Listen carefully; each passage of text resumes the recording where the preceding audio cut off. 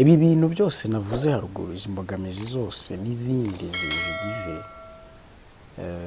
no mu itorero cyangwa se aho expecting cyangwa twatekerezaga ko mwene ibi bintu bitakwinjira, urugero mu nsengero za kiliziya cyangwa se no mu bizera, reka mvuge mu bizera cyangwa se abakristo, ibi bintu byo kudakundana birimo, aho usanga amatiku ntiwasigaye, abavuga icirana imanza, yamvuze, abashinjanya ngo bararogana, sinzi ngo baribana, muri church. Bya bindi byose byiberaga hanze hariya korido batarayisenya, ngira ngo byinshi muri byo byimukiye mu cyitwa urusengero. Kandi mu by'ukuri niho hantu hari hakwiye kuba hakirira imitima, kuko kudakundwa bitera igikomere, gukunda ntukundwe bitera igikomere. Noneho hamwe byari bikwiye kuba bikirira, naho uyu munsi haratatswe. Itorero ry'uyu munsi ryo riracyari originali cyangwa ryaracuyutse? Igisubizo kiroroshye cyane. Itorero rifite ikibazo. Riracyari originali cyangwa ryaracuyutse?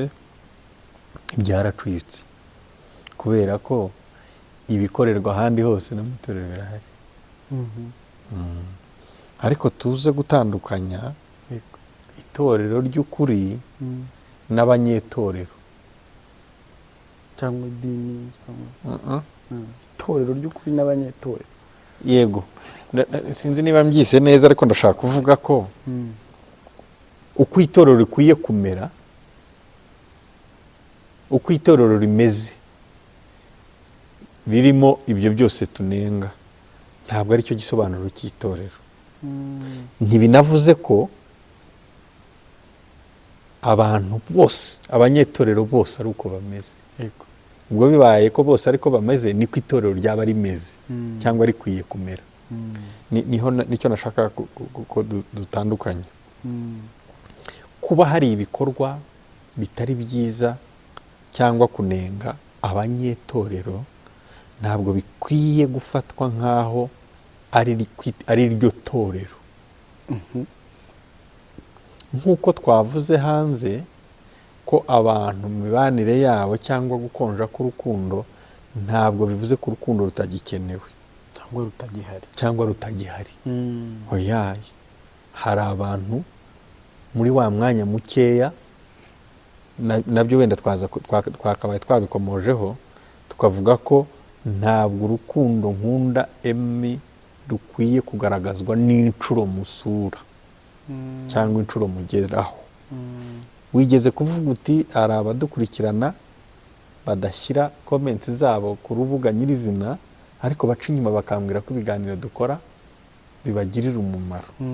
Uwo muntu aba akwegereye mu buryo bumwe cyangwa ubundi. Wa wundi wandika ngo rest in peace cyangwa felicitation ko wabyaye, agaca inyuma akaguha amafaranga y'igikoma, ashobora gutinda kuza kureba umwana, ariko atandukanye n'uwibona agatambuka, n'ureba status acaho gusa. Nabyo bize gusobanuka neza. Ikibi ni uko wasimbuza komenti ibindi byose ukumva ko birangiye. Ikibi ni uko wasimbuza momo ibindi byose ukumva niba wohereje momo nta kindi kikureba. Ibyo aho niho urukundo rwaba rugeramiwe. Ariko uburyo buhari bwo expressinga cyangwa kugaragaza urukundo bwariyongereye, ariko ntibukuraho umwimerere wa mbere. Noneho rero tutaza gufata ko itorero ritakiriho kubera ko hashinjwa amarozi, kubera ko hashinjwa ishyari, kubera ko hashinjwa abapasiteri guhangana, abanyempano guhangana, kubera ko hashinjwa urukundo ruke, gusura. Oya, Bibiliya itubwira ko igihe Eliya yahungaga Yezebeli, akagenda avuga ko abahanuzi bose bashize, ngo n'ubugingo niba usigaye nabo barabugenza. Imana yambwiye iti sigaho, ngenda bizi. Haracyari ubeshya abandi, Mm. haracyari ibihumbi bingahe, birindwi bitarapfukamira Bayali. Itorero ubwaryo, interpretation mbi cyangwa imyitwarire mibi y'abari mu itorero ntabwo ikwiye kuba ari ihinduka itorero. Yeah. Aya, Ndetse that's true. ushoje uvuga ngo ese riracyari original cyangwa riracyari umwimerere cyangwa ryarafunguye. Nibyo, hari ibyafunguwe byinshi, ariko itorero nk'itorero ijambo ry'Imana rivuga riracyari itorero. Ahubwo twebwe abaririmo ni iki turimo dukora ngo uwo mwimerere, sinzi niba aricyo kibazo bari gusubiza kurikizaho, ariko icyakorwa ni iki, duharanire twebwe abanyetorero ku itorero rigumana umwimerere waryo. Uti gute? Ese turabaho se ubuzima butandukanye n'ubw'isi iriho? Umukozi w'Imana zigira inshuti nkunda cyane, nkunda no kumurifaringaho kenshi, yaravuze ngo icyo nicyo kitugira ab'agaciro kuruta abamarayika, ngo nuko dukirizwaho ibyaha bibera. Ariko ndamushaka Rwose nuko dukirizwaho ibyaha bibera. Ubw'isi twawe n'iterambere, ubw'isi twawe n'ikoranabuhanga, ubw'urukundo rugeramiwe mu itorero, ni iki twakora ngo hamwe na bya bindi dusabwa byose na bwa bwoba bw'isi bw'ubuzima, by the way, tubugabanye, twizere Imana, tumenye ko Imana ikora, dukore. By the way, uzi ko uko urukundo rw'abantu rugabanuka ariko n'urukundo rw'Imana rugabanuka. Uko tuburira abantu umwanya niko tuburira n'Imana. Twebwe kuri yo, Yego. ariko yo kuri twe Oya, rurahari. yo iracyari yayindi.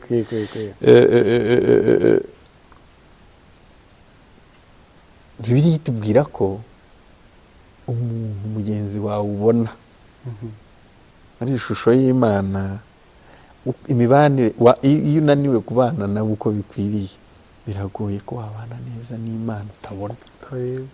Yego. Ariko mu by'ukuri Imana yo muri izo mpinduka zose zibaho mu bituzengurutse, muri crisis isi yo sirimo, Imana iracyari yayindi.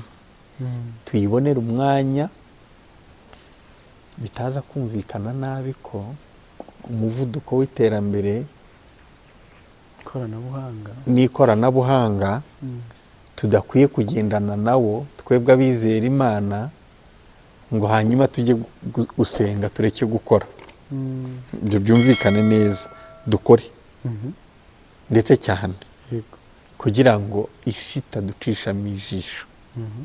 Ariko muri ya principe yuko time is never there but created, mu byo turemera time mbere na mbere Imana, hanyuma Bibiliya itubwira ko nitubona gukiranuka kw'Imana n'ibindi byose tuzabyongererwa.